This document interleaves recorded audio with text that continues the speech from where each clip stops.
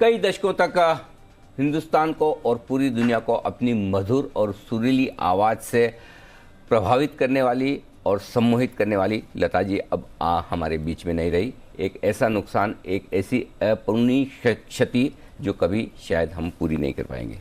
बिल्कुल सर, कल तो बिल्कुल रविवार की शुरुआत ही बहुत दुखद खबर के साथ हुई। बचपन से इनके गाने हम अपने घरों में सुनते हुए आए हैं। भले ही इन्होंने ब्लैक एंड व्हाइट के एरा से गाना शुरू किया हो, लेकिन पेरेंट्स ने जो गाने सुने, हमें जो गाने सुनाए और हमारी जनरेशन में जो गाने सुने, दिल भर आता है कि अब वो आवाज़ हमारे बीच में। बिल्कुल सही मायनों में वो हिंदुस्तान की आवाज़ थी और सही मायनों में भारत रत्न, और रत्न भी ऐसा है जिसे आप कहें कि कोहिनूर, सबसे बेहतरीन वो थी।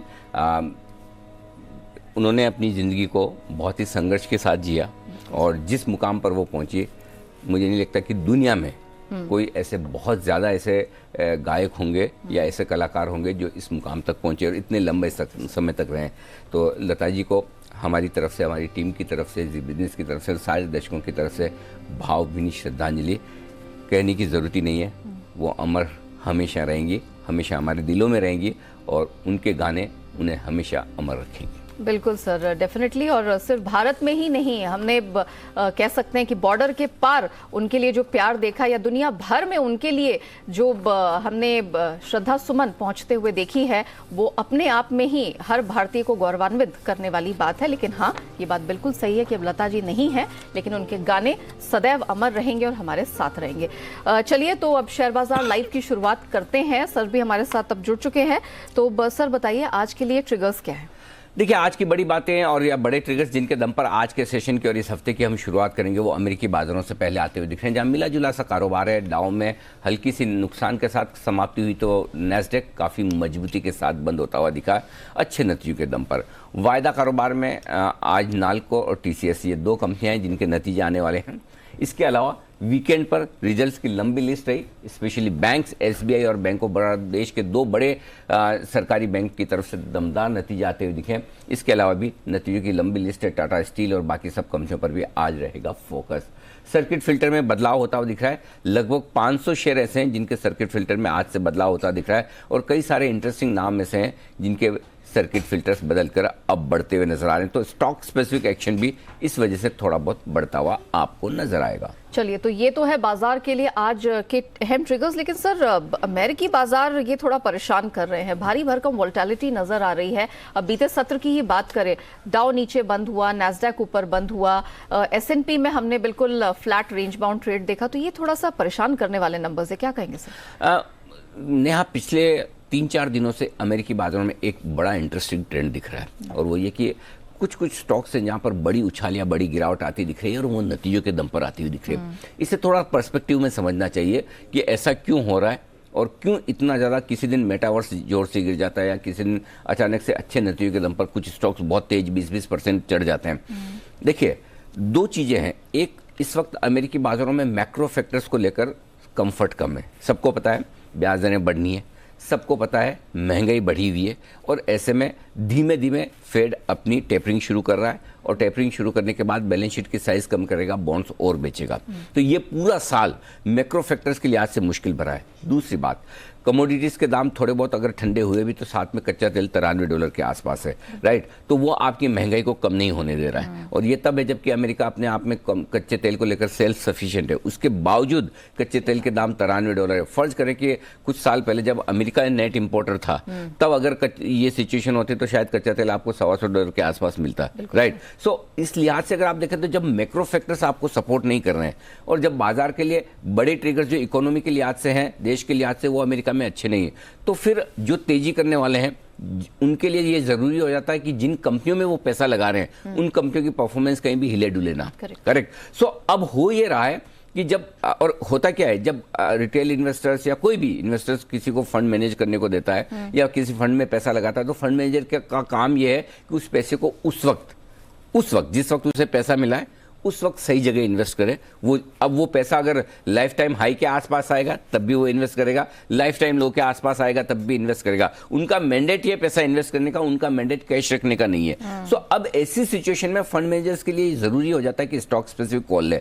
अब ऐसे में गलती की गुंजाइश हो जाती है कम, जब मैक्रो फैक्टर्स आपका साथ नहीं दे रहे हैं और अगर किसी भी वजह से नतीजे कमजोर आए, वैल्यूएशंस महंगे हैं, तो फिर स्टॉक की वो धुलाई होती है जो मेटावर्स में, और वो स्टॉक की वो धुलाई हुई जो हमारे यहाँ भी कई स्टॉक्स में हुई है। करेक्ट। लेकिन अगर आपके पास मौके कम है और आप प्योरली माइक्रो फैक्टर्स पे यानी कि कंपनियों पर और कंपनियों के नतीजों पर फोकस कर रहे हैं, तो जिन कंपनियों के नतीजे आपको बहुत अच्छे देखने को मिलते हैं तो फिर लगता है कि बस यहीं रहना है, वहां लाइन लगाकर खरीदारी होती है। और एग्जैक्टली यही ट्रेंड अमेरिकी बाजारों में स्टॉक स्पेसिफिक होता हुआ दिख रहा है, और यही ट्रेंड इस नतीजों के बाद काफी हद तक हमारे यहाँ भी धीमे धीमे आता हुआ दिख रहा है, जो इस क्वार्टर के नतीजों में भी रहेगा और अगली तिमाही के नतीजे जब यहाँ आएंगे तब भी यही रहने वाला है। तो मेरे ख्याल से अमेरिकी बाजारों में बहुत ही स्पेसिफिक ट्रेंड है, जहां मैक्रो लेवल पर बड़े आंकड़ों पर, इकोनॉमी के आंकड़ों पर थोड़ा डर है, थोड़ा कॉन्फिडेंस कम है, लेकिन क्योंकि आपको बाजार में बने रहना है, पैसा लगाना है, तो फिर वो पैसा लगाने के लिए जो चीजें चाहिए वो आपको इंडिविजुअल स्टॉक्स में दिख रही है। तो स्टॉक रिलेटेड वॉलिटिलिटी ज्यादा है।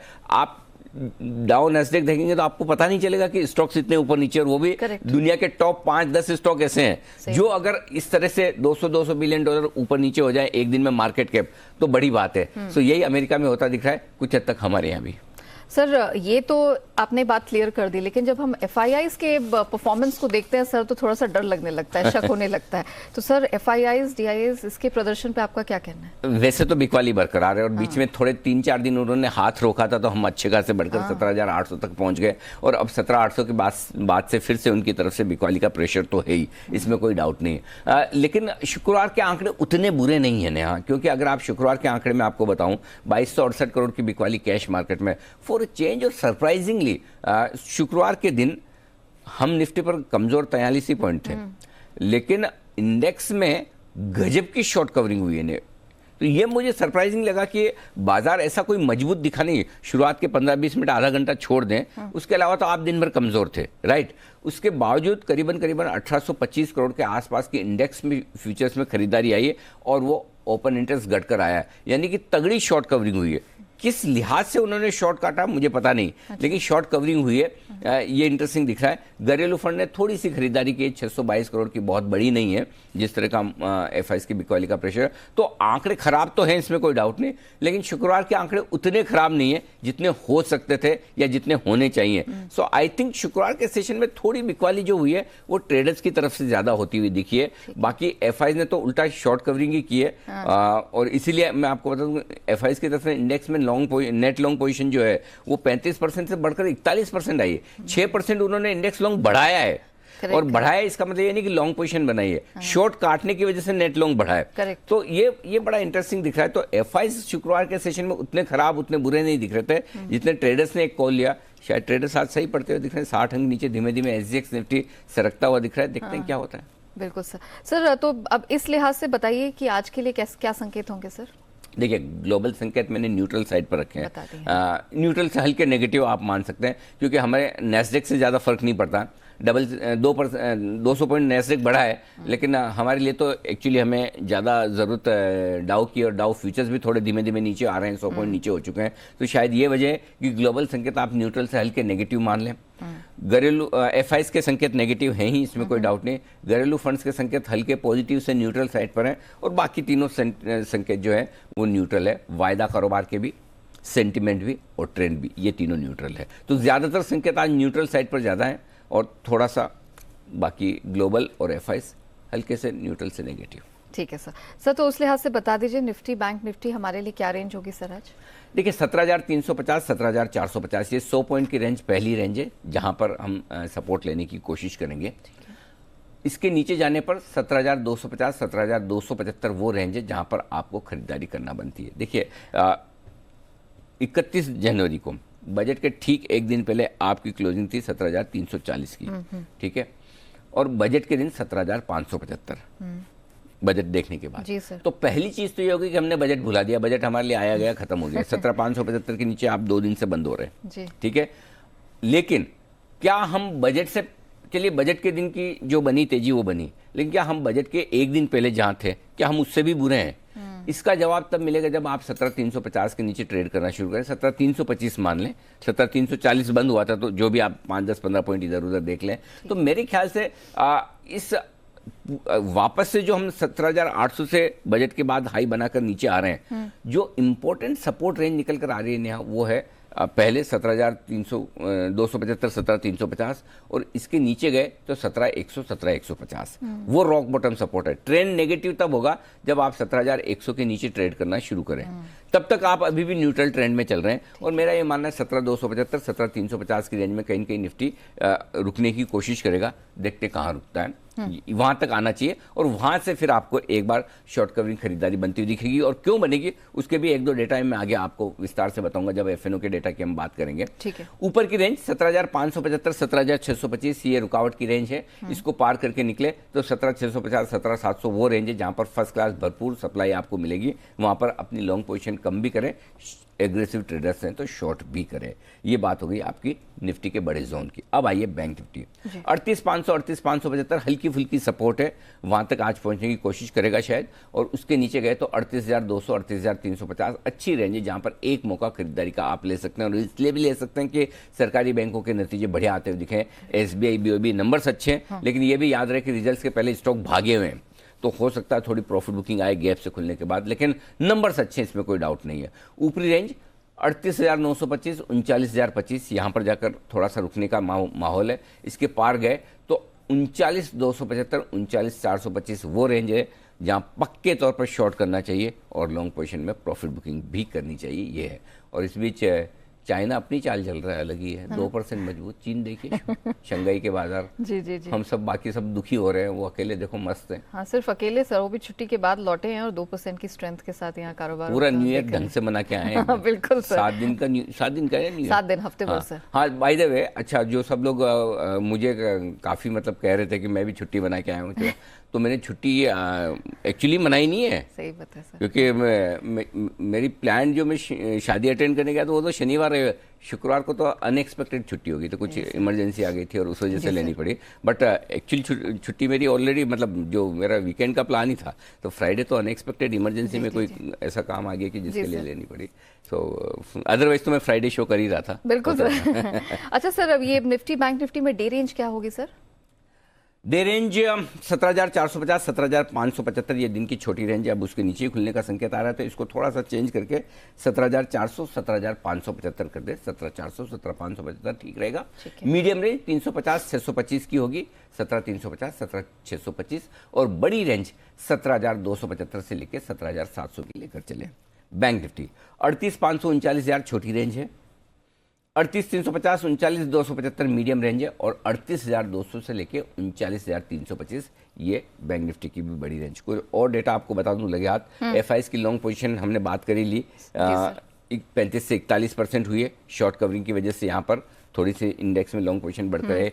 पुट कॉल रेशियो लाइट और कंफर्टेबल है, ये अगर आज निचले स्तरों से थोड़ी रिकवरी आएगी तो इसकी वजह से, अभी ओवरसोल्ड नहीं हुआ है, आजकल ओवरसोल्ड 0.75 0.7 के नीचे होता नहीं है, तो वहां से भी हम दूर हैं, लेकिन फर्ज करेंगे आज आप गैप से खुल रहे हैं, 50-60 पॉइंट नीचे दिख रहे हैं, फिर थोड़ा और गिर गिरा के अगर 17,350 के आसपास आ जाएं, ठीक है, तो फिर आप वहां पर इंडेक्स में बहुत कंफर्टेबल हो जाएंगे। और पुट कॉल रेशियो आपका अगर 0.75 0.7 के आसपास आ जाता है तो निचले स्तर से माफ कीजिएगा एक शॉर्ट कवरिंग का केस वहां बनेगा आज या कल में। तो अभी थोड़ा हम दूर है, लेकिन ओवरबोट नहीं है, ये एक अच्छी बात है पुट कॉल रेशियो के लिहाज से। विक्स 1.5% घटा है, कोई खास बात नहीं। ओके चलिए सर, आपने एफआईआई, पीसीआर और इंडिया विक्स पर तो बात कर ली।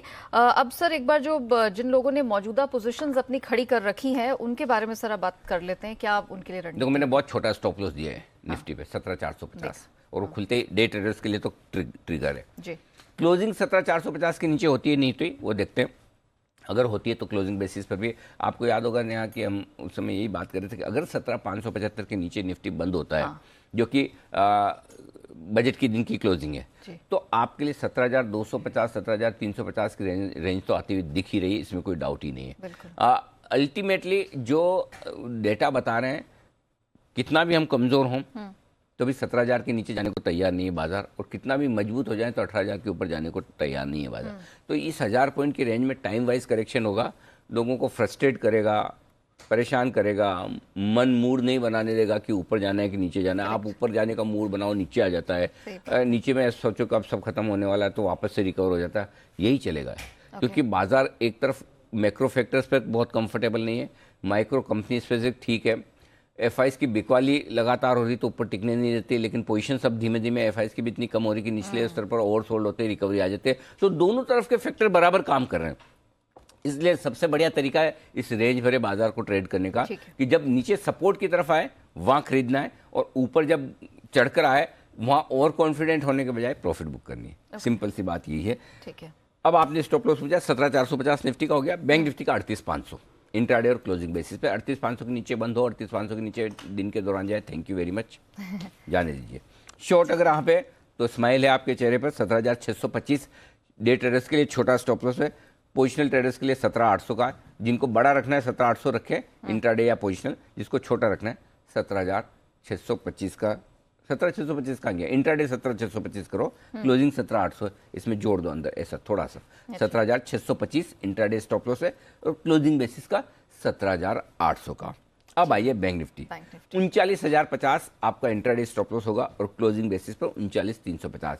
39,350 की सिग्निफिकेंस क्या है वो बता दूं नेहा। हाँ सर। 39,330 की इस पूरे रनअप में अब तक की हमको बेस्ट क्लोजिंग मिली है 2 तारीख को, बजट के नेक्स्ट डे। तो अगर उसके ऊपर बंद हो फिर तो मतलब ही नहीं ना। और फिर भी अगर आपको छोटा स्टॉप लॉस रखना है तो 39,050 का क्लोजिंग में भी रख सकते हैं, लेकिन इंटरडे वाला भी इसमें डाल दो स्टॉप लॉस एक बार। 39,050 इंटरडे, क्लोजिंग 39,350 है और इंटरडे वाला बैंक निफ्टी का स्टॉप लॉस भी 39,050 का बनेगा। ये आपके लिए स्टॉप लॉस। तो सर ये तो उन लोगों के लिए हो गया जिनकी मौजूदा पोजीशंस, एग्जिस्टिंग पोजीशंस है। नई पोजीशंस के लिए क्या करें सर? वही रेंज बाउंड ट्रेड ही अपनाना पड़ेगा? देखो अगर मौका मिले, नहीं शॉर्ट तो करना है। अब शॉर्ट करने के लिए 2 तरीके, एक तो ये है भाई कि जो आइडियल सिचुएशन होती है कि 17,625 17,700 मिलेगा तो मैं वहाँ शॉर्ट करूंगा। 17,800 का स्टॉप लॉस है, एकदम सेफ है। 17,575 525 475 400 ये लेवल है। अब लगता तो नहीं जिस तरह का मूड माहौल कि वापस हम 17,625 आज जल्दी से देखेंगे गैप से खुलने के बाद। तो दूसरा तरीका जो वो ज़्यादा सही है, ले आइए वो एग्रेसिव ट्रेडर्स के लिए। 17,625 का स्टॉप लॉस है, क्लियर कट, वेल डिफाइंड, शुक्रवार के हाई के ऊपर, ठीक है। बेच दीजिए। 450 पहला टारगेट है, वहाँ उसके नीचे ही खुल रहे हो आप। दूसरा 400 है, 350 275 250 और 200 तक के टारगेट है। ओके। हाँ ये बैंक निफ्टी में, सॉरी निफ्टी में नीचे तक के ये और बैंक निफ्टी में से थोड़ा कन्विक्शन ज्यादा है। नहीं उससे पहले भी इसमें बाय वाला भी है। अच्छा बाय का भी। नीचे में बाय भी करना है। बाय करने के लिए ठीक जगह है 17,275 17,350। एक बार इस रेंज में आप चांस ले सकते हैं खरीदारी करने का। ठीक है। और खरीदारी करते हैं तो 17,200 का स्टॉप लॉस रखिए। 17,400 450 500 575 और 625 ये सारे टारगेट जिनके लिए करनी है खरीदारी, बस। ये निफ्टी आपके निफ्टी में एग्रेसिव ट्रेडर होकर बाय करने की राय नहीं है। ओके। हाँ खरीदने में आज कोई एग्रेशन दिखाना नहीं है। हाँ। और बैंक निफ्टी में वही बैंक निफ्टी में दोनों तरह से है। बैंक निफ्टी में क्यों है वो भी बताता हूँ। बैंक निफ्टी में एग्रेसिव ट्रेडर्स के लिए बाय भी है क्योंकि बैंक निफ्टी अभी भी उतना खराब नहीं हुआ है। हमने इस पूरे रनअप में 39,425 का हाई बनाया है, वहाँ से कोई ज़्यादा नहीं, हम 2% ही घटे हैं, मतलब बहुत ज़्यादा।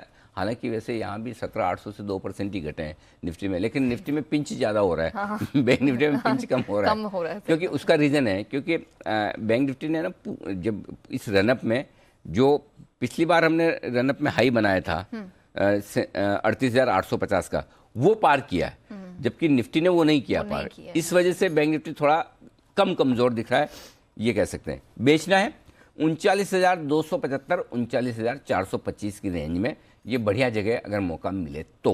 39,500 का स्टॉप लॉस, 39,025 38,925 38,850 38,800 38,725 और 575 ये सारे टारगेट है जिसके लिए बैंक निफ्टी में करनी है बिकवाली। अगर उस रेंज में आपको चांस मिले तो अच्छे नतीजों के दम पर अगर कभी बैंक निफ्टी कूद जाए, जैसा शुक्रवार सुबह सुबह कैसे कूदा, शुक्रवार का चार्ट दिखाओ जरा बैंक निफ्टी का। सुबह सुबह 15 मिनट तो ऐसा लगा कि अरे बाप रे ये क्या, मतलब गुरुवार को भूल ही गए थे, कमज़ोर हुए थे, ऐसा भागा जोर से और बस फिर टिका नहीं। सिमिलरली एक चीज़ क्लियर दिख रही है ना कि पिछले 3 दिनों से बैंक निफ्टी हमेशा 39,000 के पार निकल रहा है। हाँ। और हमेशा 39,000 के नीचे भी आता है। सो एक चीज क्लियर है कि 39,000 के ऊपर की रेंज में अगर मौका मिले तो बैंक निफ्टी में आपको टुकड़ों टुकड़ों में बेचते जाना है। ओके। हाँ ताकि आप 39,000 के नीचे जब जब आए तो टुकड़ों टुकड़ों में आप खरीदते रहें। ये एग्रेसिव ट्रेडर्स के लिए बैंक निफ्टी बेचने की राय है 39,050 के स्टॉप लॉस के साथ। टारगेट जो बनेगा 38,575 38,500 दो छोटे टारगेट हैं, 38,350 38,200 मीडियम टारगेट और 38,050 का फाइनल टारगेट जिसके लिए बैंक निफ्टी में एग्रेसिव ट्रेडर्स बिकवाली कर सकते हैं। ठीक है सर, साथ ही वेदांत खरीदारी नहीं, खरीदारी भी करनी सॉरी है। सर, हाँ, आप खरीदारी पे सवाल ही नहीं पूछ रही है। रेड कलर का सूट है, सब ठीक है। बिकवाली से कोई लेना देखो, देना अगर नहीं है। भाइयों और बहनों, अगर आज मार्केट गिरता है तो उसके लिए मैं जिम्मेदार नहीं, सिर्फ और सिर्फ नया जिम्मेदार है। क्योंकि एक तो पहली बार आई है मेरे साथ शो में, पहली बार ही करिए आप मेरे साथ हाँ, ये पहली बार है मॉर्निंग सर वाला आपके शो। साथ। हाँ, हमने बाकी तो बहुत सारे किए। अच्छा, और दूसरा ये कि वो खरीदारी पे कोई सवाल ही नहीं सवाल ही पूछ तो चलिए, खरीदारी करने की राय बैंक निफ्टी में है 38,200 38,350 की रेंज में अगर बैंक निफ्टी आता है तो वहाँ खरीदारी करने का एक मौका देख सकते हैं आप 38,000 के स्टॉप लॉस के साथ। 38,500 575 दो छोटे टारगेट, 38,725 38,800 मीडियम टारगेट और 38,800 का फाइनल टारगेट। एग्रेसिव ट्रेडर्स के तौर पर अगर आप खरीदारी करना चाहते हैं तो 38,425 से 38,575 ये 150 पॉइंट की रेंज है, इसमें मौका देख सकते हैं। 38,575 शुक्रवार का लो है, 38,500 इस क्लोजिंग से आपको ब्रेकआउट मिला था और 38,425 एक हल्का छोटा सपोर्ट है। इस रेंज में आप टुकड़ों में खरीदारी कर सकते हैं विद स्ट्रिक्ट स्टॉप लॉस 38,350 का। ऊपर के जो टारगेट बनेंगे 38,725 38,800 दो छोटे टारगेट हैं, 850 925 मीडियम टारगेट है, 39,000 और 39,325 फाइनल टारगेट। ठीक है, चलिए तो मौजूदा निवेशकों के लिए हमने कारोबारियों के लिए जान लिया क्या करना है। नई पोजीशन बनानी है निफ्टी बैंक निफ्टी में तो क्या करें। सर शुक्रवार को आप थे नहीं तो वेदांता फैशन आईपीओ 14% सब्सक्राइब हुआ, कल आखिरी डेट है, क्या किया जाए सर? मतलब अप्लाई करना है, नहीं करना है, दूर रहना है, क्या करना है? अप्लाई कर सकते हैं लॉन्ग टर्म के लिए। अच्छा, लिस्टिंग पर पैसा बनेगा नहीं बनेगा मुझे पता नहीं, और बनेगा तो बहुत बड़ा नहीं बनेगा। उसकी वजह ये कि सब कुछ अच्छा है इस कंपनी में एक्सेप्ट एक चीज़, वो मैं थोड़ी देर में बताता हूँ। पहले अच्छी बातें कर लेते हैं। हाँ। मान्यवर वेल नोन ब्रांड है और मार्केट लीडर है। मतलब कोई भी आदमी मतलब अगर शादी करने के बारे में सोचे या किसी की शादी में जाने के बारे में सोचे और उसको शॉपिंग करनी है, इंडियन वेयर खरीदना है, एथनिक वेयर खरीदना है, तो वो एक बार मान्यवर तो सोचेगा। उतनी स्ट्रांग लीडरशिप है कंपनी की और स्ट्रांग ब्रांड कलेक्ट है और अक्रॉस वैल्यू चेन है। सस्ते से लेकर महंगा जितना आपको खरीदना वो सारे के सारे आपको मिलते हैं। तो एक्सपीरियंस प्रमोटर हैं, बहुत बढ़िया ब्रांड बने। इस ब्रांड में दो खास बातें हैं। जो दूसरा पॉइंट है मेरा, एसेट लाइट बिजनेस मॉडल है। दो तरह से एसेट लाइट बिजनेस मॉडल है। एक, इन्होंने अपनी कोई फैक्ट्री डाली नहीं, सारा काम जॉब वर्क पर करवाते हैं। अलग अलग फैक्ट्री से अलग अलग इनके जो वो हैं जॉबर्स हैं, उनको दे देंगे ये बनाओ ये बनाओ ये बनाओ। सो खुद को कुछ इन्वेस्ट नहीं करना, ठीक है, पहली चीज़। दूसरा, जो भी स्टोर्स खोलते हैं वहाँ भी खुद को नहीं रखना, कुछ नहीं, सब किराए के, ये सब फ्रेंचाइजी। सो वहाँ पे भी आपको रियल एस्टेट में पैसा नहीं डालना। तो ये दोनों चीज़ों में इनके पास एसेट्स के नाम पे बहुत ज़्यादा उन्होंने इन्वेस्ट किया ही नहीं। मुश्किल से 5-5.5% का टोटल जो है वो एसेट्स है। तो ऐसे में आपके लिए खराब समय में, जैसे कोविड का टाइम आया, तो आपके लिए खराब समय में ये बड़ा काम आता है। नहीं तो आपको एसेट्स को सर्विस करना भारी पड़ता है। तो दूसरी चीज़ ये। तीसरी चीज़ फाइनेंशियल देखिए, माय गॉड क्या फाइनेंशियल है, कमाल के। मतलब आप मतलब देखेंगे आपको मज़ा आ जाएगा। इतने तगड़े margins, profitability amazing, free cash flow. मतलब बहुत कम कंपनी में आपको देखने को मिलेगा कि आपको 45% के आसपास के मार्जिन दिखे आपको। प्रॉफिट मार्जिन, एबिटा मार्जिन बहुत ही स्ट्रांग है। सब कुछ बढ़िया है, सिर्फ एक चीज़ को छोड़ के, और वो है इनके वैल्यूशंस। नेगेटिव एक ही है, बहुत महंगा है।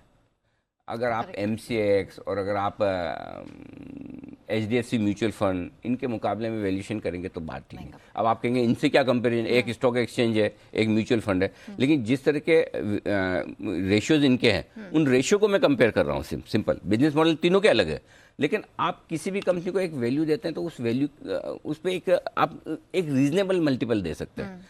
सो मेरे ख्याल से अगर थोड़ा सस्ता देते तो बढ़िया होता।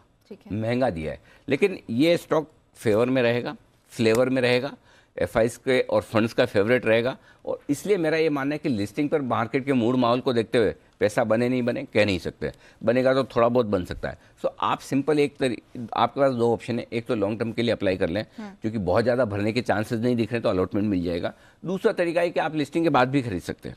और चूंकि अगर आप एक ही लॉट लगा रहे हैं और समझिए लिस्टिंग के बाद 5-10-15% नीचे मिला अगर, तो थोड़ा और ऐड कर लीजिए। सो ऐसा स्टॉक आप आराम से पोर्टफोलियो में रख सकते हैं, कोई टेंशन वाली बात नहीं। लेकिन आपको ये लगे कि नहीं मुझे तो नीचे लिस्ट होना ही नहीं चाहिए, तो फिर उसकी गारंटी मैं नहीं लेता भाई। ये मार्केट का मूड ऐसा है कि मैं वो नहीं कह सकता कि लिस्टिंग नीचे नहीं हो सकती या लिस्टिंग इशू प्राइस के आसपास नहीं हो सकती।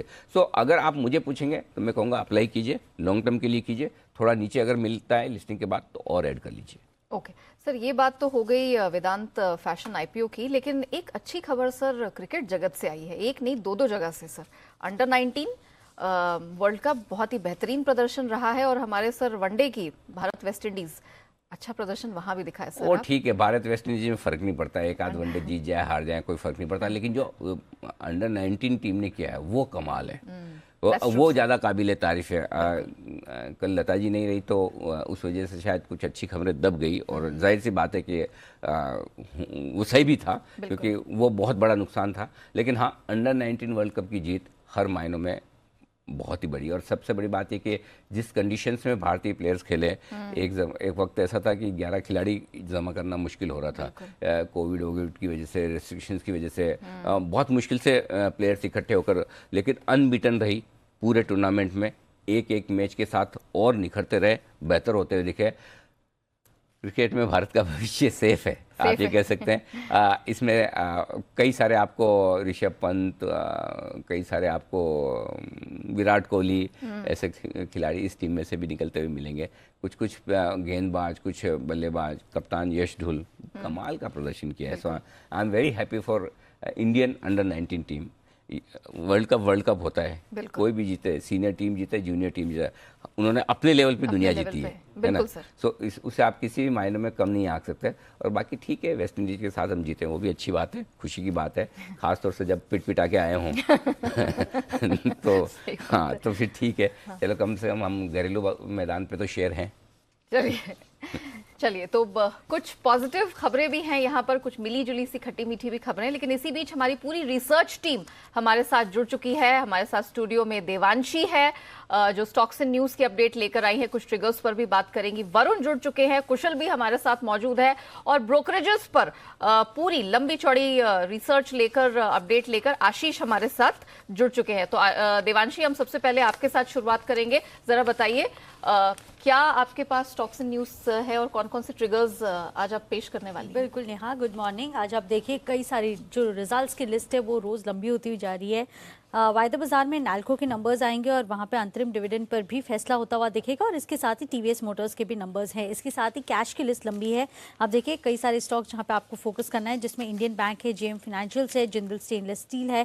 इसके साथ ही पीबी फिनटेक, यहाँ पे भी नंबर्स आते हुए दिखेंगे। यूनियन बैंक के भी नंबर्स आज घोषित होंगे, ये सब पर आपको फोकस करना है। वेदांता फैशंस हमने बात की, लेकिन जो टोटल जो सब्सक्रिप्शन है वो 14% भरता हुआ दिखा है। रिटेल का जो सब्सक्रिप्शन है वो 22% तक भरता हुआ दिखा है अभी तक। आईबी ड्यूअल पर नजर रखें, जहां पे आज ईजीएम बुलाई गई है कंपनी की, और साथ ही कोफोर्ज में आपको 13 रुपए प्रति शेयर के एक्स डिविडेंड है, तो उसका एडजस्टमेंट देखने मिलेगा स्टॉक पे। और आरबीसी की जो एमपीसी की आरबीआई की जो एमपीसी की बैठक है वो एक दिन से डिले हो चुकी है। पहले 9 तारीख को आने वाली थी फाइनल पॉलिसी, लेकिन अब वो डिले होकर 10 तारीख को आ चुकी है। कल से वो शुरू हो जाएगी पॉलिसी भी।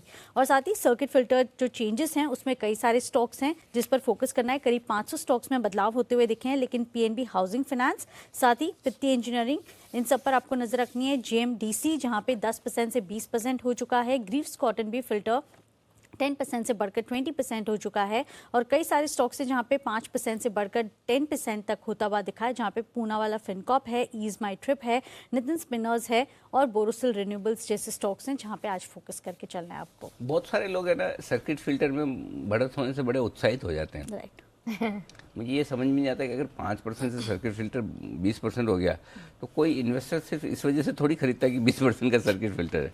करेक्ट, ठीक है, आपको ट्रेडिंग करने के लिए विंडो थोड़ी ज़्यादा मिल जाती है, लिक्विडिटी थोड़ी सी बढ़ जाती है, लेकिन पता नहीं मतलब सर्किट फिल्टर बढ़ने की वजह से क्यों खरीदना चाहिए, ये लॉजिक आज तक समझ में नहीं आया सर। लेकिन हिस्टोरिकली कई सारे स्टॉक्स में वो ऊपर वाली लिमिट भी लगती है। हाँ, मतलब कुछ में लगती है। वरुण, कुछ अगर लगातार आप समझो कोई 5% पे अपर सर्किट पे चल रहा है और उसका सर्किट फिल्टर रिवाइज करके 10% कर दिया, नहीं तो जो लगातार 5 पे चल रहा है उसका होगा ही नहीं रिवाइज। पता नहीं है ज्यादातर, उसका होगा ही नहीं। 1-2 दिन पहले अगर हुआ है, अगर लगातार जैसे टाटा टेली फॉर एग्जाम्पल, अगर 15-20 दिन लगा तो नहीं होगा, लेकिन 1-2 दिन पहले अगर लगा है तो आप समझिए अगला दिन उसका 10% लगना तय है। तो ट्रेडिंग टेक्टिक्स है बेसिकली, यही है। ऑलराइट, चलिए वरुण, आपके पास भी नतीजों की लिस्ट है, जरा बताइए क्या कुछ है। तो काफ़ी सारे एफएनओ के नतीजे हैं जो मेरे पास है। इसमें सबसे पहले सीमेंस अनुमान से थोड़े कमज़ोर नतीजे हैं, क्योंकि मार्जिन जो है यहाँ 11.3% का अनुमान था, 10.2% पे आए हैं, तो इसके लिए थोड़े कमज़ोर बोल रहे हैं।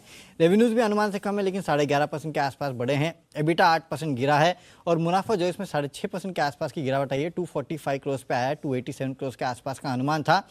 नए ऑर्डर जो है उसमें करीब 65% के आसपास की बढ़ोतरी देखी गई है, 5,300 करोड़ के आसपास जो है वो इस कंपनी को मिले हैं। श्री सीमेंट नतीजे ठीक ठाक है, क्योंकि टॉप लाइन अच्छी है, लेकिन मार्जिन और मुनाफे में कमजोरी है। यहाँ पे रेवेन्यूज देखिए 6.8% के आसपास बढ़े हैं, जो कि हमारे अनुमान से बेहतर है, लेकिन कंपनी का एबिटा जो है 24% गिरा है। मार्जिन 23.2% पे आए हैं, गिरावट का अनुमान हमको भी था, लेकिन 25.9% के आसपास का अनुमान था। मुनाफा 492 करोड़ पे आया है, यहाँ भी करीब 21-21% के आसपास की गिरावट है, लेकिन कंपनी ने 45 रुपये प्रति शेयर के डिविडेंड का ऐलान किया है। सिटी यूनियन बैंक ठीक ठाक नतीजे हैं, एनआई महज 1% बढ़ा है, मुनाफा जरूर 15% बढ़ा है, 1961 करोड़ के आसपास आया है, लेकिन बाकी बैंक्स के मुकाबले अगर आप देखेंगे तो थोड़ा कम है। ग्रॉस एनपीए जो है उसमें कमी आई है। एस्ट्रल लिमिटेड मार्जिन्स में गिरावट आई है, यहाँ पे 21% से गिर के 18%, मुनाफा महज 3% बढ़ा है, रेवेन्यूज में करीब 22% के आसपास की बढ़ोतरी है, तो ठीक ठाक है, ऑपरेशनली वीक है। आरती इंडस्ट्रीज ये नतीजे काफ़ी बेहतरीन है, क्योंकि रेवेन्यूज दुगने हो चुके हैं, एबिटा मार्जिन 24% से बढ़ के 41% के आसपास आया है, मुनाफा 165 करोड़ से बढ़कर 772 करोड़ के आसपास आया है, तो ये एक अच्छा है। हालांकि रेवेन्यूज़ में एक टर्मिनेशन फीस थी करीब 31 करोड़ के आसपास की, उसको भी इंक्लूड किया गया है। इसके लिए ये आपको जो आय जो है वो दुगनी देखने मिले, लेकिन हाँ ऑपरेशनली भी नंबर्स अच्छे हैं। ऑलराइट, कुशल गुड मॉर्निंग। कैश स्पेस में भी कुछ अर्निंग्स रिपोर्ट का आज हम इंतजार कर रहे हैं। बहुत कुछ है कैश स्पेस में, तो बहुत लंबी लिस्ट है। बट उसमें से जो चुनिंदा नाम है, वहां पर सबसे पहले पेटीएम पर नजर रखिए। आप देखिए नंबर्स जो है मिले जुले देखने को मिल रहे हैं। सबसे पहले आय करीबन 90% बढ़कर 1456 करोड़ पर आई है, पर कंपनी का घाटा वो बढ़ता हुआ दिखा है। 535 करोड़ के मुकाबले 778 करोड़ का घाटा कंपनी ने दर्ज किया है, लेकिन ग्रॉस मर्चेंडाइज वैल्यू जो है वो 28% क्वार्टर ऑन क्वार्टर बढ़ती दिखी, और सालाना आधार पर तो करीब 123% की ग्रोथ यहां पर आई है। क्रेडिट एक्सेस ग्रामीण नंबर्स जो हैं अच्छे हैं। इनफैक्ट जो पिछले साल घाटा था 80 करोड़ का, इस बारी 117 करोड़ के मुनाफे में तब्दील होता हुआ दिखा है, और कंपनी का जो एनआईआई है वहां पर भी 35% की बढ़ोतरी होकर 412 करोड़ पर यह फिगर आया, और जीएनपीए भी काफ़ी अच्छे से रिड्यूस हुए हैं। 7.67% के मुकाबले 6% के जीएनपीए कंपनी ने दर्ज किया है। स्पार्क इधर घाटा कम होता हुआ दिखा है, तो नंबर्स जो है इन अ वे काफ़ी बेहतरीन है। 67 करोड़ के घाटे के मुकाबले 16 करोड़ का घाटा कंपनी ने दर्ज किया है, और कंपनी की आय लगभग 2.8 टाइम्स बढ़ती हुई दिखी है 62 करोड़ पर। Narayan Hrudayalaya strong set of numbers है।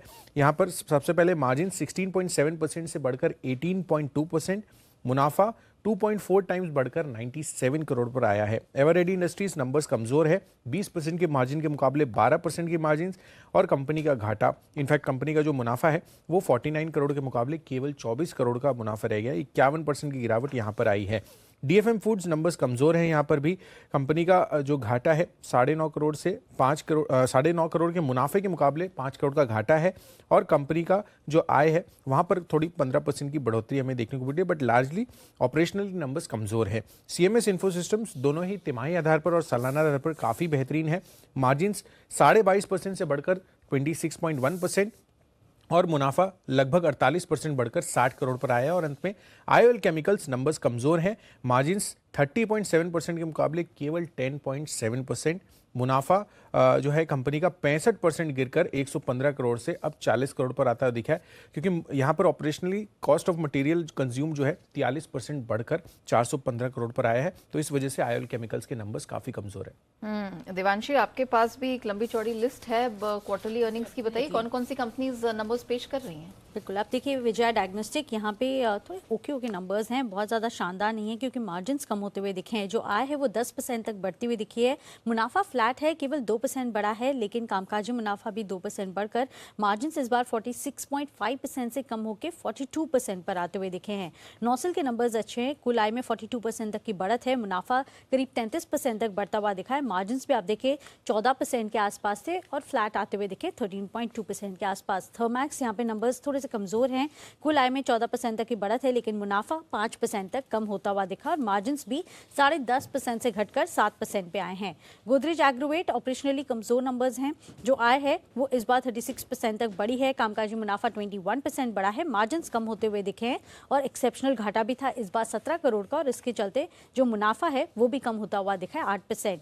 गति कमजोर नंबर्स हैं, आय इस बार 5% तक बढ़ी है, लेकिन अब देखिए जो मुनाफा है वो इस बार 5 करोड़ पे आता हुआ दिखा है। पिछले साल घाटा किया था कंपनी ने, तो घाटे से मुनाफे में आई है। मार्जिन इस बार 6% से घटकर 3.4% पे आए हैं।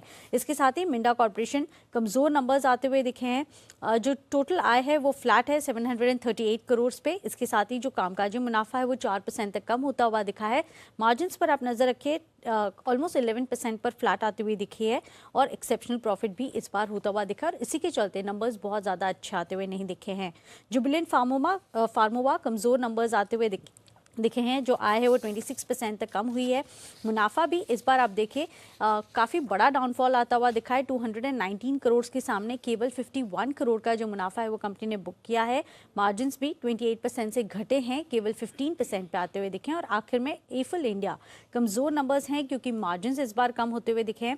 25% के मार्जिन्स थे, वहाँ से घटकर 20% आए हैं।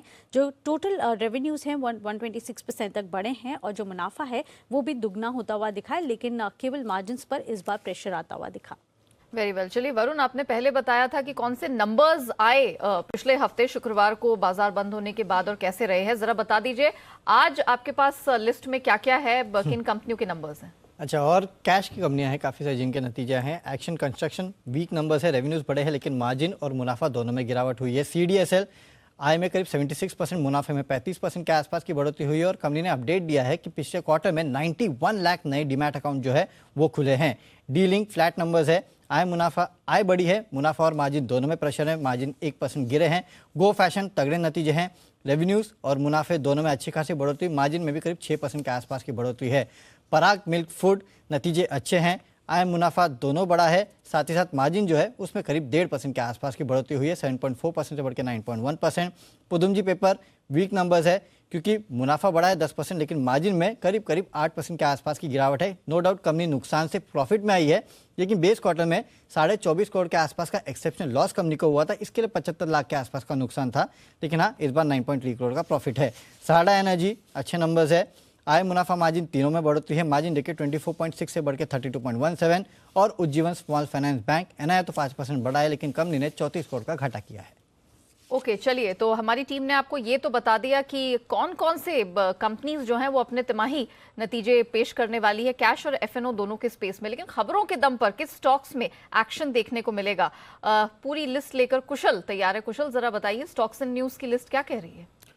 बिल्कुल नेहा, आप देखिए गोदरेज प्रॉपर्टीज आज फिर से फोकस में रहेगा क्योंकि यहाँ पर DB रियल्टी में जो संभावित निवेश ये करने वाले थे, डिटेल फीडबैक के बाद इस प्रक्रिया को इन्होंने खारिज कर दिया है और केस टू केस बेसिस पर यहाँ पर आगे प्रोजेक्ट्स इवैल्यूएट करते हुए नजर आएंगे। Doctor Reddy's one shot Sputnik light vaccine को भारतीय रेगुलेशन से यहाँ पर मंजूरी मिलती हुई दिखी है और ये 9वीं वैक्सीन बनती हुई नजर आएगी, तो ये एक अच्छी खबर है ओवरऑल भारतवर्ष के लिए और डॉक्टर रेड्डीज के लिए definitely. Cipla global CFO Kedar Upadhyay ji ने यहाँ पर रेजिग्नेशन डाल दिया है, तो यहाँ पर सिप्ला फोकस में रहेगा इस वजह से। साथ ही गल्फ ऑयल लुब्रिकेंट्स यहाँ पर 9 फरवरी को नतीजों के साथ साथ बायबैक पर भी बोर्ड बैठक होने वाली है।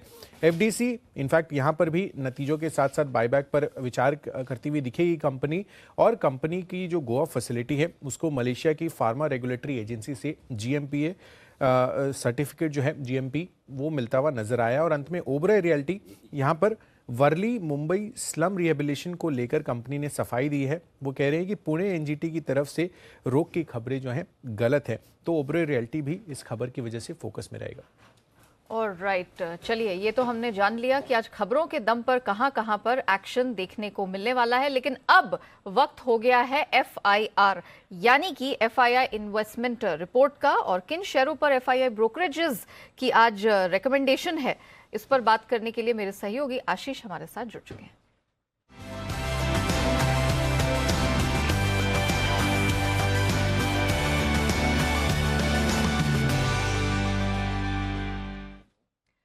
गुड मॉर्निंग आशीष, जरा बताइए कि आज ब्रोकरेजेस की तरफ से किस तरह की रिपोर्ट निकल कर आ रही है?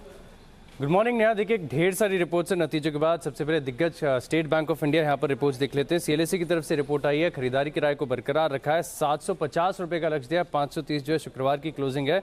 और ये मान रहे कि जो 15% के रिटर्न ऑन इक्विटी कंपनी ने क्लॉक इन की है, बैंक ने क्लॉक इन किया, वो काफ़ी बढ़िया शानदार हैं। जेफरीज भी मान रहे कि इसमें नतीजों में सबसे बढ़िया ये रहा कि नेट स्लिपेजेस में जो है गिरावट आई है, जिसके चलते अभी भी एक खरीदारी की राय को बरकरार रखे हैं, 650 का लक्ष्य दिया है। और जेपी मॉर्गन भी इनसे सहमत है क्योंकि ओवरवेट की रेटिंग दे रहे हो, बिल्कुल सिमिलर लक्ष्य दिया, 650 रुपए का। पेटीएम ये भी एक ऐसा स्टॉक है जो लगातार सुर्खियों में रहता है। यहाँ पर भी देखें तो नतीजों के बाद गोल्डमैन सैक्स की तरफ से रिपोर्ट आई है।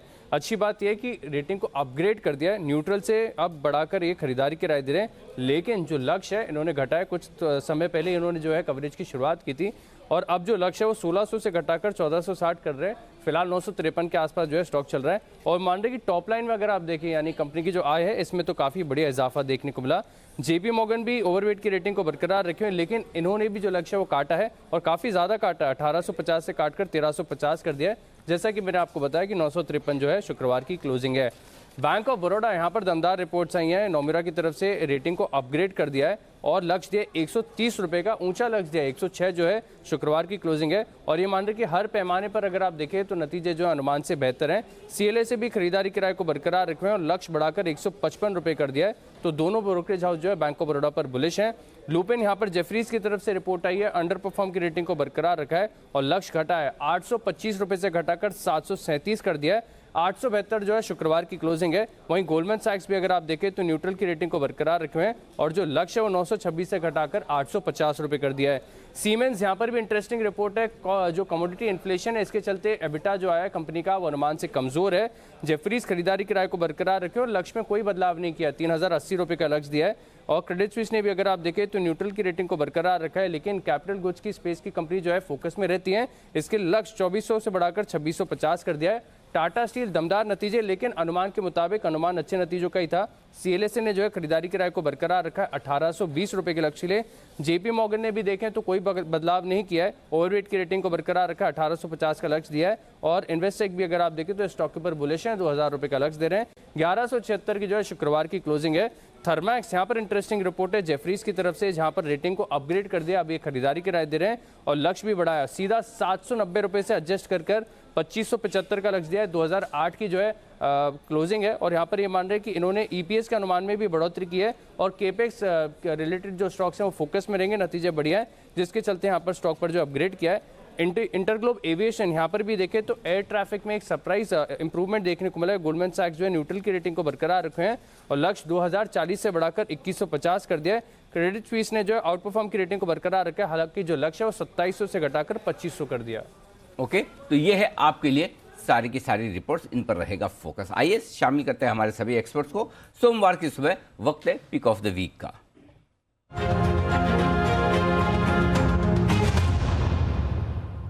गुड मॉर्निंग कुणाल जी। मैंने एक दिन छुट्टी क्या ली, और वो भी मैं तो एक्चुअली ऑनेस्टली बता रहा हूँ, मैं शादी के लिए तो मैं शनिवार रविवार ही था, लेकिन शुक्रवार को तो कुछ अर्जेंसी इमरजेंसी आ गई थी, उस वजह से मैंने छुट्टी ली। बंसल जी ने छुट्टी मार ली, दीपांशु ने छुट्टी मार ली, क्या करें अब इनका बताइए। अनिल जी देखिए, सबसे पहले तो सुप्रभात अनिल जी आपको और नेहा को। अनिल जी आप जब शुक्रवार को नहीं थे अनिल जी, इतने फोन आए, सबका सवाल यह था कि अनिल जी कहां गुम हो गए। मुझे तो अनिल जी डर यह था कि कोई गुमशुदा तलाश केंद्र में रिपोर्ट ना लिखवा दे अनिल जी। जिसके जीवन में जी अनिल जी जिसके जीवन में जो दुख था ना अनिल जी, उसकी वजह आपके शुक्रवार को आपकी अनुपस्थिति थी अनिल जी। चलिए बढ़िया है, बाकी लोग तो बच गए, नहीं तो इल्जाम किसी और पर आता। वो कहता है कि एक वो शेयर हो रहा है ना कि हम मतलब वो क्या था वो, क्या हम आहा भी बढ़ते हैं तो बदनाम हो जाते हैं, और वो कत्ल भी करते हैं तो चर्चा नहीं होती। जी जी हाँ, तो हम एक दिन गायब हो जाए तो सब तरफ माहौल, और बाकी लोग अब देखो, अब आज पता चलेगा आपको, कल पता चलेगा, देखो कब पता चलता है वो बाद में बताऊंगा। चलिए पहले आप बताइए आपकी pick of the week. Anil ji खरीदारी करनी है धामपुर पर। धामपुर शुगर में हमने एक बड़ा ब्रेकआउट शुक्रवार को देखा और एक पैटर्न बना है जिसको कप विद हैंडल पैटर्न कहते हैं। तो मुझे लगता है नहीं जी 400 का स्तर धामपुर में पार हुआ है, बड़ा ब्रेकआउट हुआ है, इसको पूरे सप्ताह के लिए बाय करके चलें। आज अगर शुरुआती गिरावट में थोड़ा सा नीचे मिल जाए तो और भी बेहतर है। 400 से थोड़ा नीचे 399 का स्टॉप लॉस रख करके बाय करने की राय है। पहला टारगेट 425 रुपए का और पूरे सप्ताह का टारगेट 450 रुपए का है। धामपुर में खरीदारी की राय। ओके, 425 450 के टारगेट के लिए धामपुर में करें खरीदारी। जैन साहब गुड मॉर्निंग, बताएं सर आपकी पिक। यस बिल्कुल, very good morning Anil ji. और फर्स्ट ऑफ ऑल तो देखिए ट्वीट्स तो मेरे पास भी खूब आए थे कि ये मार्केट में मद्दी जो है अनिल जी चले गए, 2 दिन तो पूरी तेजी करवा के रखी और कुछ लोग बोलते कि पूरी टीम जब बॉम्बे में थी तो अच्छी खासी तेजी बना के रखी होती, और जैसे ही आ गए जयपुर 3 और 4 को या सब अपने अपने घर तो माहौल चेंज हो गया। बाकी शादी का आनंद तो आपने भी लिया, मैंने भी वीकेंड पे शादी को एंजॉय किया। But now back to the action. Stock picks में देखिए धामपुर शुगर एक कॉमन पिक है कुणाल जी के साथ। डाबर इंडिया अच्छा खासा करेक्ट किया हुआ स्टॉक है और मुझे लगता है कि ये वापस से ठीक होना चाहिए। इन्फोसिस जो कि अंडर परफॉर्म कर रहा था, नैस्डैक में काफी सारे एक्शन है, काफी सारे रिजल्ट्स में जो उतार चढ़ाव था उसकी वजह से इन्फोसिस टीसीएस इनमें भी काफी नेगेटिव पॉजिटिव दोनों ही था। तो मुझे लगता है कि इन्फोसिस टीसीएस दोनों देखा जा सकते हैं। और हिंदुस्तान यूनिलीवर जो कि अगेन अंडर परफॉर्मर रहा है, बट मुझे लगता है कि बजट को जब मैं और फाइन प्रिंट्स और ज्यादा जब डिग इन किया, मुझे लगता है कि एफएमसीजी कंपनियों के लिए बजट काफी बेहतरीन था। तो मुझे लगता है कि एफएमसीजी कंपनीज पे ध्यान देना चाहिए। बाकी जो वीकेंड शो पे मैंने जो स्टॉक्स रेकमेंड किए थे वो किया था टाटा कम्युनिकेशंस, जो कि इंट्राडे एफएनओ पिक के तौर पे दिया था। बहुत करेक्ट हुआ ऊपर के लेवल से और ऑलमोस्ट अपने 200 डेमा के आसपास है, तो एक छोटा स्टॉप लॉस के साथ एक काम किया जा सकता है। तत्व चिंतन फार्मा जो कि एक बेहतरीन क्वालिटी कंपनी, जबरदस्त आईपीओ में रिस्पॉन्स मिला था, तो उस स्टॉक को लेने के लिए पोजिशनल पिक के तौर पे दिया था।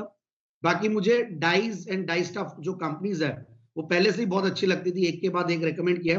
तो विधि स्पेशलिटी फूड इंग्रेडिएंट्स जो कि बेहतरीन क्वालिटी कंपनी, मल्टीबैगर रिटर्न्स दे चुकी है और अभी भी लॉन्ग टर्म पिक के तौर पे बहुत बढ़िया लगती है। ये है आपके लिए टाटा कम्युनिकेशन, तत्व चिंतन और विधि स्पेशलिटी, ये है आपके लिए पिक सारी की सारी शुक्रवार की। वैसे जैन साहब बोल रहे हैं शादी में आपने भी एंजॉय किया, मैंने भी किया, लेकिन जैन साहब मैंने आपके जितना एंजॉय नहीं किया। मेरा गला तो बराबर ही है, खाया पिया सब आपने ही है। हाँ, मेरा तो एक गले की प्रॉब्लम है, सुबह ना कहीं कोई प्रॉब्लम नहीं है। अरे कोई प्रॉब्लम नहीं है, अब इतना शादी में माल चट कर हो गए तो कहीं तो असर आएगा ना। अभी गले में दिख रहा है, बाद में मध्य प्रदेश में भी। चलिए आइए बढ़ते आगे। वरिंदर बंसल हमारे साथ तैयार है, वक्त है वरिंदर रिजल्ट एक्सरे का।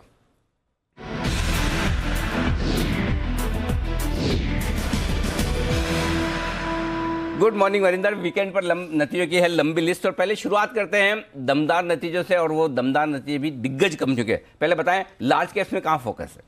गुड मॉर्निंग सर, आज लिस्ट बहुत लंबी है, सो अगर आपकी परमिशन हो तो लेट्स ओनली फोकस ऑन अच्छे रिजल्ट्स और जहां पे इनएक्सपेंसिव वैल्यूएशन है, बिकॉज़ मेरे पास वही लिस्ट 8-9 स्टॉक्स की है। राइट। तो बड़े स्टॉक्स में sir honestly PSU banks all the way. हमने देखा कैनरा बैंक के नंबर्स कैसे आए सर, बॉब और एचबीआई वर एक्सीलेंट में आपको 2-3 नंबर देता हूं सर मैं। बैंक ऑफ बड़ौदा में इसके जो नेम्स है सर हाईएस्ट है लास्ट 7 साल में, और इसकी जो एसेट क्वालिटी है वो 24 क्वार्टर में बेस्ट है सर। इसमें एक ही number sir, but of course apart from the slippages and gross NPA net NPA, वो आप देखिए वो भी इंप्रूव हुए हैं क्वार्टर। और सर ये क्या है ना कि प्रोविजंस अगर आप देखेंगे, जो प्रोविजंस पहले लेते थे, हम देखते थे 3-4 साल पहले और 3-4 क्वार्टर पहले के प्रोविजनिंग ज्यादा होती थी, जिसके कारण जो प्री प्रोविजनिंग ऑपरेटिंग प्रॉफिट होता था वो हमेशा नंबर ज्यादा आता नहीं था। अभी वो प्रोविजनिंग हो ही नहीं रही है, बिकॉज हमने जितना भी कचरा था वो साफ हो चुका है। तो अभी I am not worried about restructured book और स्लिपेजेस और ग्रॉस एनपीए और नेट एनपीए, तो वो पास की बात हो चुकी है। अभी अगर आपको फोकस करना है तो आप 2 चीज पे फोकस करिए सर, और एक ही चीज पे फोकस करिए कि एडवांसेस कितने हो रहे हैं, लोन बुक कितना बढ़ रहा है। कि बिकॉज अगर आपके पास पैसा तो बहुत पड़ा है अभी बैंक्स के पास, क्या वो बैंक्स पैसा आगे दे रहे हैं कि नहीं दे रहे हैं, जिससे हमें पता चलता है कि हमारी इकोनॉमी मूव कर रही है कि नहीं कर रही है। तो अगर आप बैंक ऑफ बड़ौदा का देखें सर, इसके एडवांसेस 5.2% क्वार्टर ऊपर गए हैं। मगर मैंने ये नंबर बहुत टाइम के बाद देखा है सर, कि जहां पे पीएसयू बैंक्स का हम देख रहे हैं कि एडवांसेस ऊपर जा रहे हैं, apart from the names and asset quality being the best for the company. 0.8 book पे ट्रेड करता है sir, 0.8 is nothing for this bank, मगर ये 1.5 टाइम्स भी हो सकता है, आगे जाके हो सकता है। एसबीआई का देखिए सर, मैं हमेशा इसको एक प्राइवेट सेक्टर बैंक मानता हूं, तो ये जिस तरीके से नंबर्स दे रहा है, ये बहुत ऐसे प्राइवेट सेक्टर बैंक है जो ऑलरेडी एस्टेब्लिश है, उनसे भी अच्छे दे रहा है। मतलब कि लोएस्ट स्लिपेज रेशियो है सर 25 क्वार्टर में। रिटर्न ऑन इक्विटी सर इसकी 14% रही है सर, 14%। पहली बार हुआ है सर ये 6 साल में, पहली बार 6 साल में हुआ है कि आपको आरओईज इस बैंक की 14% दिख रही है। रिटर्न रेशियोज अगर आप बोलो, आरओए देखो 24 क्वार्टर हाई है, return on equity 25 quarter high है। इसमें अगेन सर जो सिक्वेंशियल एडवांसेस ग्रोथ आई है, जो सबसे जरूरी नंबर होता है, जो मैं आपको बोल रहा हूँ, जो 5.2% बैंक ऑफ बड़ौदा में आया था, एसबीआई में 5.5% आया सर। तो ये जो नंबर जब बढ़ेगा ना सर, तो आपको पता चलेगा देखो जब तक बैंक पैसा नहीं देगा तब तक वो कमाएगा क्या। तो ये बहुत जरूरी चीज है। 5.5% सिक्वेंशियल एडवांसेस ग्रोथ हुई है, तो बहुत ही शानदार है सर। अदरवाइज अगर आप स्लिपेजेस देखो, जीएनपी देखो, एनएनपीए देखो, सबका अच्छा ही आया है, बाकी कोई प्रॉब्लम नहीं है। और 1.3 1.4 टाइम्स पे ट्रेड करता है ये बैंक। और अदर प्राइवेट सेक्टर बैंक्स आपको पता है कोई 2 टाइम पे है, कोई 3 टाइम पे है, कोई अलग अलग लेवल्स पे है। बट क्या ये 2 टाइम पे जा सकता है? एसबीआई जा सकता है मेरे हिसाब से। तो banks were clearly the winner sir उस कैटेगरी में। एक बिल्कुल। सर वी न्यू कि हाँ भी कि कुछ ये जो ओपनिंग ऑफ इकोनॉमी ट्रेड्स है, जैसे आप डेल्टा कप की बात करते रहते हो, आप होटल्स की बात करते रहते हो, मॉल्स की बात करते रहते हो, उस तरीके से इंडिगो के नंबर देखिए सर। इंडिगो में 2 चीजें हुई है सर। एक तो बोर्ड का स्टेबलाइजेशन हो रहा है, जो भाटिया साहब जो है अभी सीईओ बन चुके हैं, now they are focusing only on the international routes and everything. तो वो बोर्ड का जो एक मनगठन हुआ है कि हाँ भी भैया एक फोकस आ गया है, वो बहुत बड़ी बात है। तो वो है। दूसरा इसके नंबर्स देखिए sir, I think the yields what the company reported वो द हाईएस्ट एवर। बहुत टाइम के बाद मैंने देखा कि ये जो पीए पैसेंजर यील्ड्स बोलते हैं, they came at 19% up YoY और 5% up quarter. I think these are the record yields what the company has reported. Otherwise number देखिए सर, मतलब हमने सोचा था कुछ 8,500 करोड़ का ये सेल्स करेगा, 8,500 करोड़ के सामने 9,300 करोड़ का इसने सेल्स किया। एबिटार बोलते हैं, इसमें 2,000 करोड़ आया सर। YoY डबल हो चुका है। क्वार्टर देखो तो 350 करोड़ से 2,000 करोड़ हो चुका है।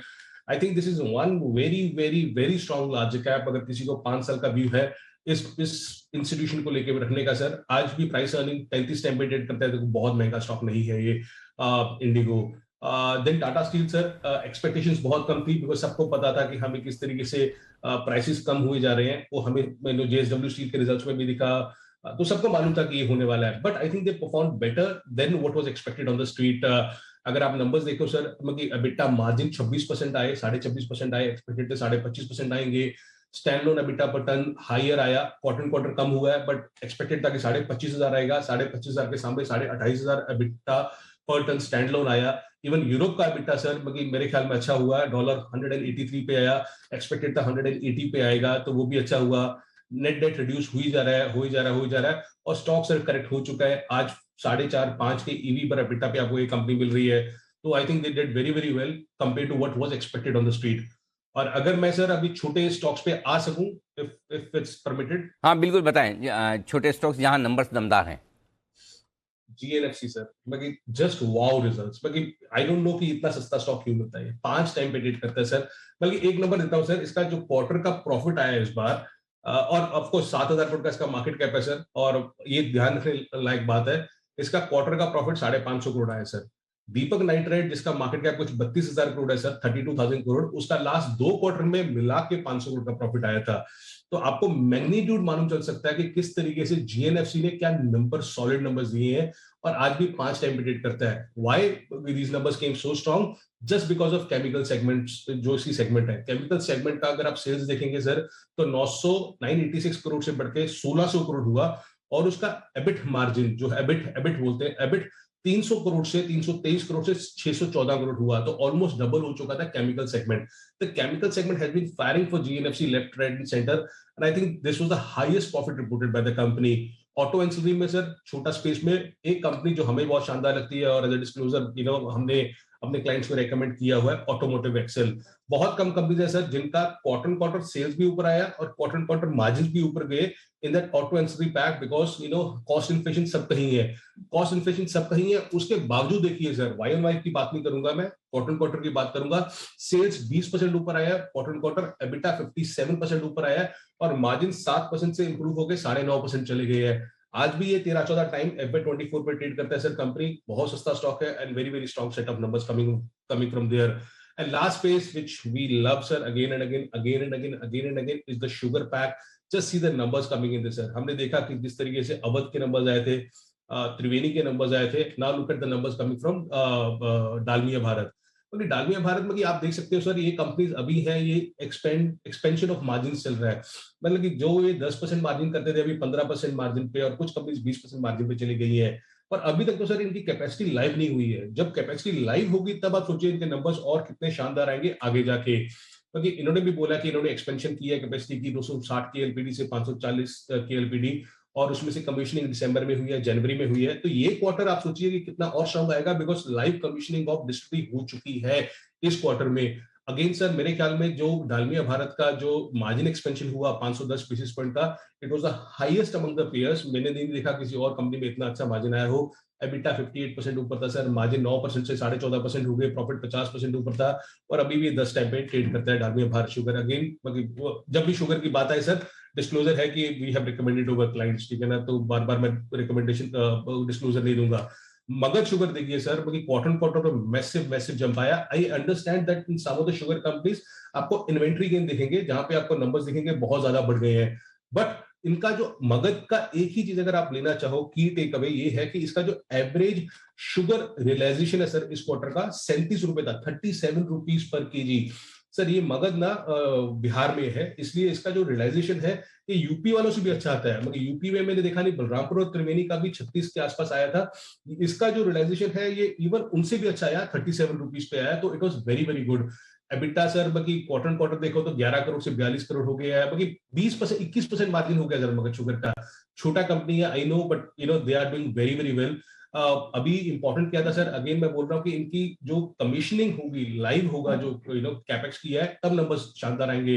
कंपनी ने क्लियरली बोला है कि 1 फरवरी को इनका एक सिद्धवालिया में डिस्टिलरी है सर, जिसका 70 केएलपीडी कैपेसिटी है, वो लाइव हो चुका है 1 फेब को। तो आपको 2 क्वार्टर का नंबर इसका बहुत स्ट्रॉन्ग दिखेगा। इसका कैपेसिटी कुछ 150 केएलपीडी था, उसके ऊपर 70 केएलपीडी का इसने लाइव कमीशनिंग कर दिया है इस क्वार्टर में। तो आपको 4th क्वार्टर मेरे सबसे बहुत स्ट्रॉन्ग दिखना चाहिए मगध शुगर का।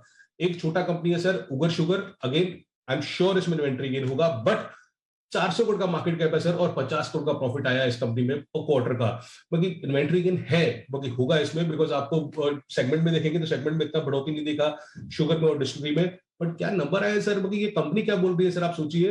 ये कंपनी बोल रही है कि मैं आज की डेट में इसका मेरे ख्याल में 200 केएलपीडी का कैपेसिटी है।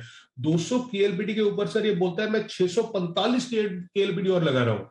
क्योंकि the kind of expansion this companies are doing is mind boggling. क्योंकि वो बोल रहे हैं कि हमें एनवायरमेंटल क्लियरेंस मिल चुका है कि हम एक्सपेंशन करेंगे 645 केएलपीडी का, 200 करोड़ का कैपेक्स करेंगे सर। मतलब 400 करोड़ वाली कंपनी बोले 200 करोड़ का कैपेक्स करूंगा, जिसमें से मैं 87 करोड़ इंटरनल एक्रूवल दूंगा, और बाकी मैं वो बाहर से डेट लूंगा, जिसका वो इंटरेस्ट रेट सबवेंशन में उनको पैसा मिल जाता है।